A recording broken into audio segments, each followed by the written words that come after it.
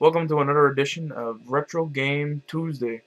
Like I said, I didn't have one up last week because I was a little bit late with the one before that.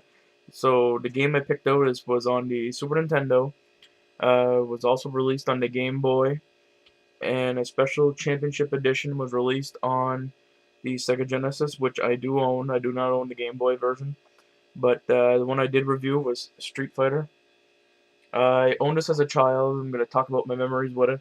Um, then for some strange reason, I misplaced it or something, moving and stuff like that.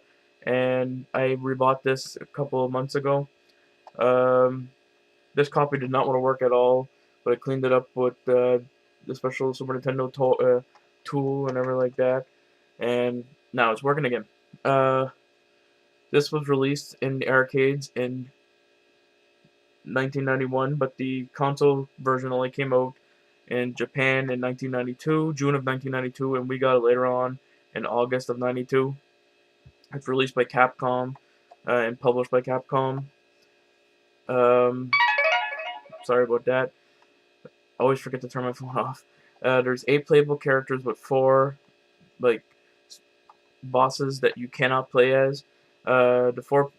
The 8 playable characters are Blanca, a beastman from Brazil, raised in the woods. Uh, Chen-Li, female fighter looking for the revenge on her father, on the man who killed her father. If you watch the movie, it's Bison. I don't go by the movie. Dalsim, yoga master from India. E Honda, sumo wrestler from Japan. Guile, a former USAF Special Forces, seeking revenge on the man who killed his best friend. If you watch the Street Fighter movie that they made with Jean Claude Van Damme into it, um, it's Bison who kills him, which is pretty lame. I like the movie, but I try to think of it as not a Street Fighter movie. So yeah. Next one is Ken, Ryu's former partner, training partner, and his rival from the States, from the USA. Ryu, he's seeking to become a true warrior. Um, Now these are just backstories that I've read on the internet. So, and Zangief, a pro wrestler from USSR, who is a bear wrestler. He looks like a big giant bear. Um, the 4 main characters, like the 4 main bosses, are as follow. I did take some story notes, and then when I did some research onto the game, I found out that there was a lot of changes to the game, especially the names of the characters from Japan to here. Um, Balrog, the boxer, he's a big boxer, looks like Mike Tyson. His real name in Japan was M. Bison, which is pretty odd because over here we've known Bison as the main boss in all the Street Fighter games. Vega was known as Balgar.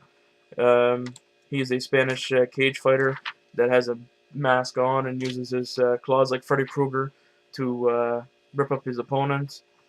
Sagat, he's the only one that stayed with the same name. He's a Thai fighter, aka Thai kickboxer. Like he does the whole tiger stuff, which is a pain in the ass. When I played the game earlier today, that's the only thing he was doing was tiger this, tiger that. I freaking hate him when he does that. But he's from the original game. So is Ryu. He was the final boss in the first Street Fighters game, released in the 80s, and he was scared of Ryu.